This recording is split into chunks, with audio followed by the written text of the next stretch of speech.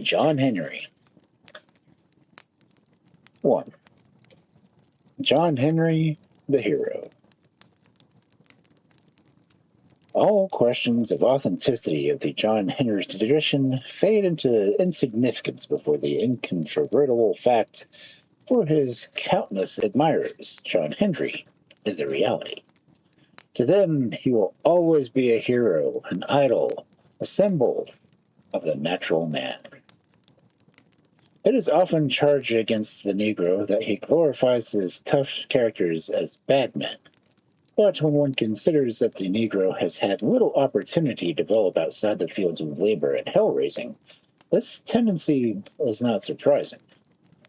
Bad men are nearly always interesting, and incidentally, no one can sing of them any more heartily than a white man. But a miracle man fits into the drab scene of everyday life, and it is a miracle if he achieves any sort of notoriety for his hard work. John Henry, then, is a hero indeed. With his hammer and his determination to prove his superiority over machine, he has made a name for himself in folk history. His super strength, his grit, his endurance, and his martyrdom appeal to something fundamental in the heart of common man. John Henry stands for something which is the pick and shovel Negro idolizes: brutal strength. He epitomizes the tragedy of man versus machine. In laying down his life for the sake of convincing himself and others that he could beat the machine, he did something that many a Negro would gladly do. The whole thing is a sort of alluring tragedy which appeals strongly to one's egotism. So strong, indeed, has been the admiration, the envy of every other man for John Henry that some have tried to repeat his drama. I have no doubt that some of these John Henry episodes said to have happened in so many places throughout the country, the Alabama episode, for instance, are based on real incidents in which a would-be John Henry did their best to put themselves beside the god of the hammer. Mention John Henry to a group of Negro working men, and the chances are that you start an admiration contest. The rare man who intimates that he could beat John Henry is left down by his fellows. "Why, man," said a big true John Henryite on such an occasion, "John Henry could take that hammer between his teeth and drive with his hands tied behind and beat you all to get out." "Yes, Lord," confirmed another, "that man that had a stroke like an Alabama mule." "They tells me," said a third, "that he used to keep 6 men running just to carry his drill backs and forth from the man that was sharpening them." And so on until no one could think of anything else to say about it. F.P. Barker, an old Alabama steel driver who claimed to have known John Henry, said, "I could drive from both my shoulders myself, and I was as far behind John Henry as the moon is behind the sun." The world has not yet produced a man to whip steel like John Henry. A young woman in Georgia concluded an account of John Henry's life as follows. "When he died, people came out from all parts of the world to see his famous man, John Henry. His wife had it engraved on his tombstone. His epitaph, sick, 'Here lies a steel-driving man.'" John Henry was a way of cropping up at unexpected times and places. He was standing on the street at Chapel Hill one night, and the throng of people gathered to hear the Dempsey-Sharkey fight on the radio. When things looked bad for Dempsey, a Negro man who stood near began to show his displeasure. "They'd put old Jack Jackson in there," he'd say. "He'd lay that Sharkey man out." At the end of the round we discussed colored prize fighters. Suddenly he came out with, "I'll bet you another colored man that have made a real prize fighter. That's John Henry. Yes, sir, any man that could handle a 30-pound hammer like that would make a sure enough fighter."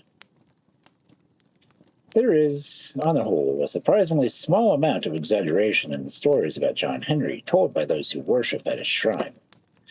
Occasionally you hear that John Henry used a 30-pound hammer, or that he wore out 6 shakers a day on a famous contest, or his statue had been carved in solid rock at the portal of Big Bend Tunnel. But around John Henry there has not yet grown up a body of fantastic lore like that which surrounds other certain folk characters. Paul Bunyan, for example. The only really bizarre tale I've ever heard about John Henry is the one that Professor Howard W. Odrin obtained for the construction camp they built at Chapel Hill 3 years ago. I repeat it here, just as it was published in Negro Workaday Songs. One day old John Henry left Rock Quarry on the way to camp and had to go through the woods and fell. Well, he met a big black bear and didn't go nothing but shoot him wild with a bow and arrow, and the arrow went clean through the bear and struck a big tree on the other side. So John Henry pulls the arrow out of the tree and pulls so hard that he falls back against another tree, which was so full of flitterjacks, and the first tree was so full of honey, and pulling an arrow out of one of the shaken down honey, and the falling against the other shaken down flitterjacks. Well, John Henry sat there and ate honey and flitterjacks, and about a while he went to get up and go, the button pops off his pants and kill a little rabbit 100 yards on the other side of the tree. And so up jumped a brown-baked pig, wide sack of biscuits on his back, and John Henry ate him up too. So John Henry gets up and goes through the woods to camp for supper, 'cause he about to be late and mighty hungry for a supper. And John Henry sees a lake downhill and thinks he'll go for a drink of water, 'cause he's thirsty too, after eating honey and flitterjacks, brown roast pig and biscuits. He's still hungry. There he goes down to get a drink of water and finds the lake ain't nothing but a lake of honey, and in the middle of that lake there's nothing but a tree full of biscuits. So John Henry don't do nothing but drink that lake of honey dry. And he got the tree full of biscuits too. And about that time it was getting dark, and John Henry sees the light on the hill, and he thinks maybe he can get something to eat, 'cause he's mighty hungry after a big day drilling. He look around and see lights on the hill and runs up to the house where the light is. And there's people living there. Why the hell don't they give him something to eat? 'Cause he ain't had much, and he's the guy too. Gee hee, that nigga could eat. And that ain't all, Captain. That nigga could walk up so and could eat. He greased steel driller ever alive, regular job. He could drill with his hammer and more than 2 steam drills, and some of them say more than 10. Always begging boss to get him bigger hammer. John Henry was cut out for a big gaunt driller. One day he was just a few weeks old, sitting on his mammy's knee and commenced crying. His mama say, "John Henry, what's the matter, little son?" And he up and say right down there that he wants a 9-pound hammer to beat him, be death of him. Sure enough, he grew up right, weighing the biggest steel driller the world ever seen. Why, this I telling you just now was when he's a young fellow. Wait till I tells you about he's drilling in the mountains in Pennsylvania. And so one day he'd drill all the way to Rome, Georgia, and Decatur, too. More than 100 miles drilling one day. And I sure ain't that was his best day. No, I ain't sure that was his best day. But, boss, John Henry was a regular boy, and not like them old giants rate about not liking women and nothing. John Henry loved to come to town, same as any other nigga, only more so. 'Cause he's more important than all that, and he had no women than anybody else. Some said more than 10, but that is what I don't know.